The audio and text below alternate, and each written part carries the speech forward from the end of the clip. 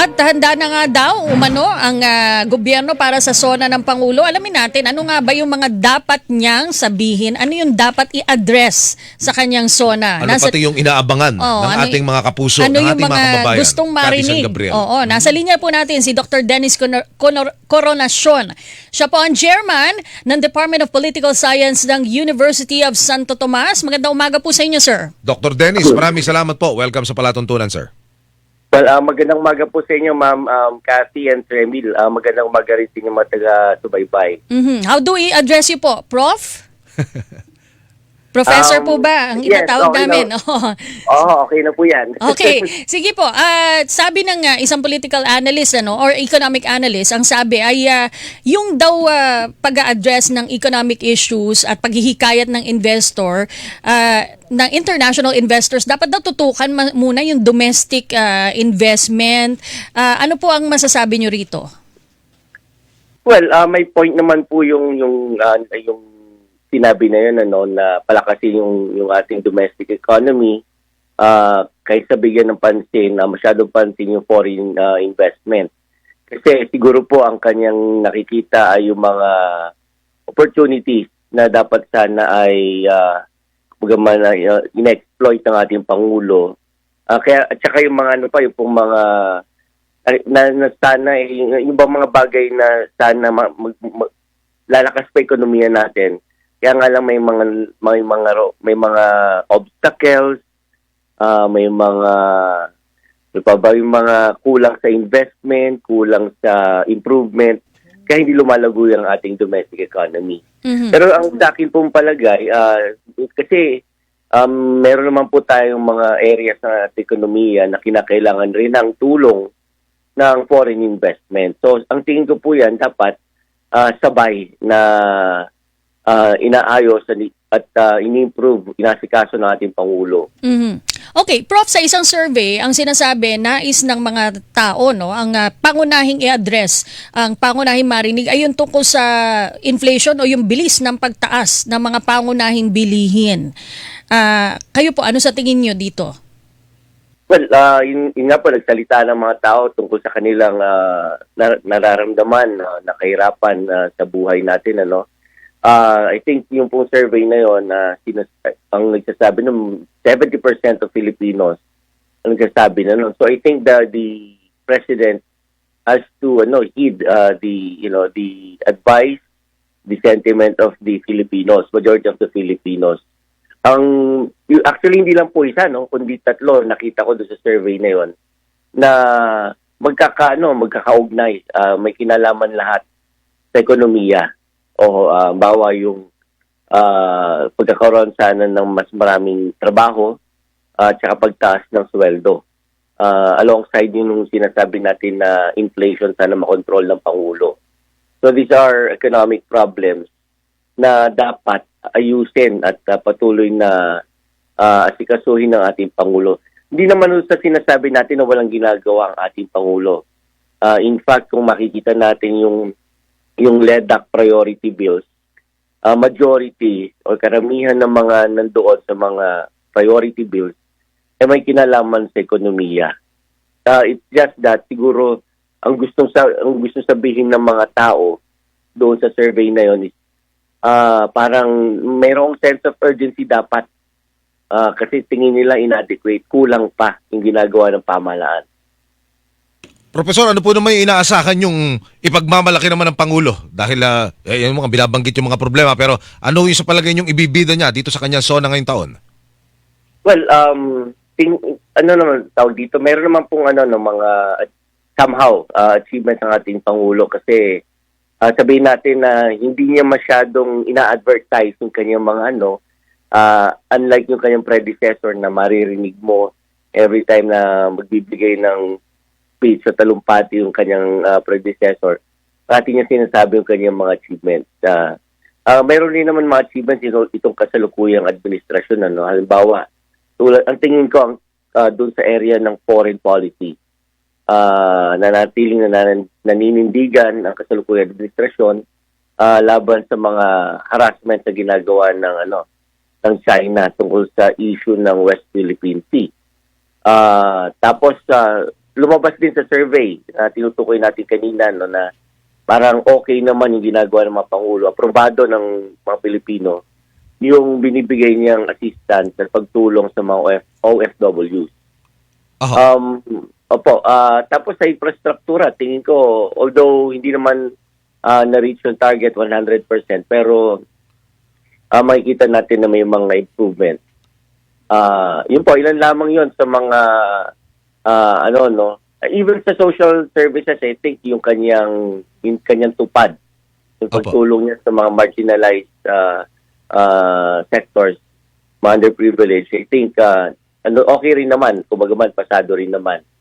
But overall, ang point nga ng mga tao, okay, sige, may mga ginagawa ka naman and you're in the middle of your term, pero nakukulangan pa rin kami, nagugutom pa rin kami, matataas pa rin yung bilihin ng yung mga basic na kailangan, yung mga necessities, tulad ng pagkain, tumataas pa rin yung presyo ng pamasahe. So, yun talaga ang may direktang impact sa buhay ng mga Pilipino. Mhm. Opo. Professor, kumukulo na, ika nga, yung clamor. Ang Department of Finance nagsalita na, ang NEDA, pati ho yung ibang sektor, patungkulo ito sa total ban sa Pogo. Palagay nyo, may mababanggit siya dyan? O dyan niya bibitawan kung ano ang pasya ng Malacanang?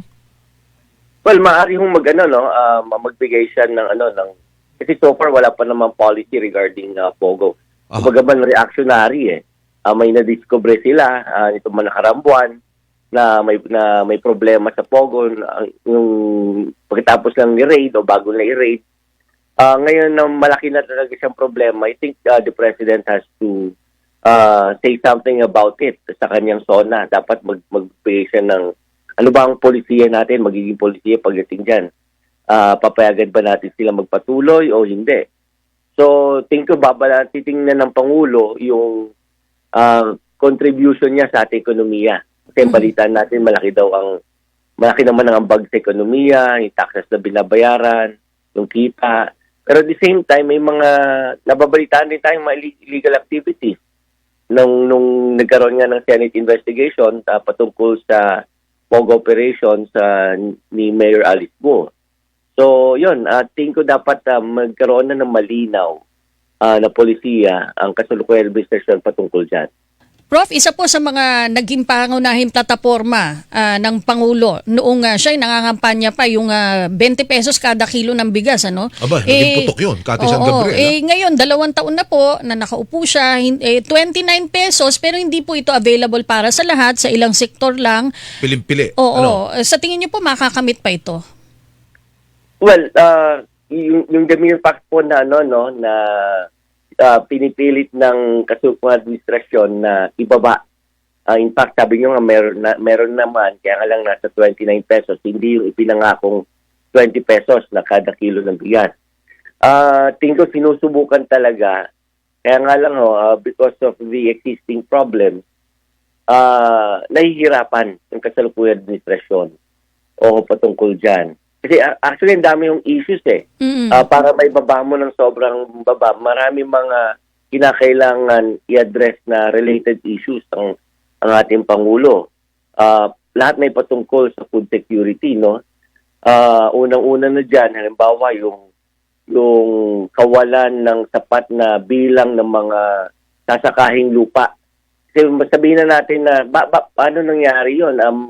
Marami naman tayong mga sinasakan lupa. Pero may mga attendant po na issues. Halimbawa, yung may karamihan, ang ilan sa mga to nakatiwangwang kasi yung mga may-ari wala dito sa Pilipinas. So, hindi nasasaka. O kaya po yung mga magsasaka ay walang mga, kumbaga man, walang kapital. Pambili ng binhi, pambili ng fertilizer, and so on and so forth. So, marami pong mga problema na kinakailangan i-address para ma-achieve yung goal na maibaba sa 20 pesos yung kada kilo ng bigas. Profesor, sa larangan ng edukasyon, nagbitiw si VP Sara. Oo, at bago wala ang pa. pamunuan. Wala pa hanggang ngayon. Anong Nakapalit. inaasahan nyo rito? Kulela to ang Pilipinas sa ano ba yun? Ano bang examen yun? Yung mga ranking. Professor, opo. Opo, pagdating sa critical thinking, bagsak po tayo sa yung mga estudyante natin sa international standard. ito po ngayon yung hamon na kakaharapin ng bagong Education Secretary, si Senator Tony Angara, no? So, buti nga kumbaga man nakikita niya na nung bago pa man siya umupo. I think kahit hindi niya paharapin yung palabas yung outgoing na Deputy Secretary, alam niya na kung ano yung mga problema. And I think during his interviews, bago siya umupo, bago siya ma-appoint, parang may naririnig na ako na meron na siyang naiisip na mga solusyon patungkol sa mga problema na may kinalaman sa ating basic education. Opo. Yun yung binabanggit ni Professor. Okay. Go ahead, sir. Opo.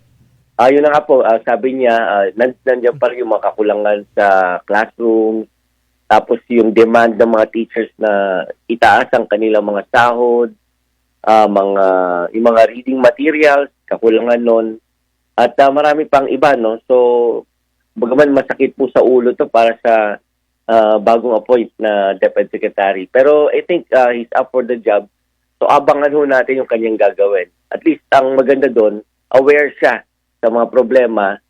At even though, although sino nagbitiw si VP Secretary, VP Duterte, ang hinihiling sana ng ilan ay sana daw ay kung hindi career service ang i-appoint ay yung talagang expert sa larangan ng edukasyon. Okay.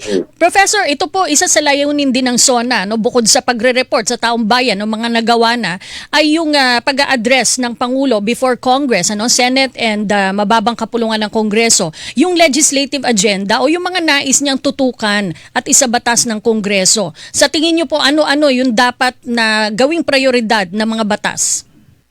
Well, sa mga I think na-set na ng Pangulo natin na ano yung mga kanyang mga agenda na nilista na ho ng LEDAC.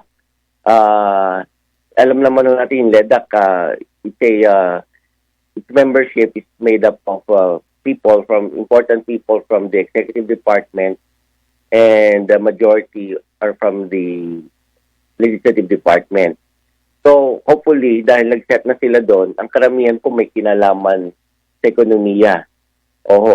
Halimbawa, at saka infrastruktura. Halimbawa po niyan yung ayusin yung para mapabilis yung pag-acquire ng mga properties na dadaanan ng public infrastructure, yung right of way. So, isa lamang po yan, pati po yung I think pati yung sa yung mga online selling, I think parang plano na rin patawan ng buwis. So, nagsaset po yung government, pero sa tingin ko dapat maging maging ang ating Pangulo ay maging sensitibo doon sa mga talagang urgent na kailangan ng ating mga kababayan. So, kumbaga man, meron kang target, meron kang mga sinet na goals, pero nakita mo na parang hindi talaga yan. Okay? Hindi mo, kumbaga man, hindi naka-align doon sa talaga yung kagustuhan ng mga tao sa kanilang nararamdaman sa pang-araw-araw. So, dapat maging flexible, maging sensitive ang ating Pangulo. Okay. Maraming salamat po sa inyong analysis, Professor Coronacion. Have a blessed weekend, Professor. Maraming salamat din po. Atin po nakapanayam, Dr. Dennis Coronacion. Siya po ang chairman ng Department of Political Science ng University of Santo Tomas. Sona! Hilingan, walang Pinoy.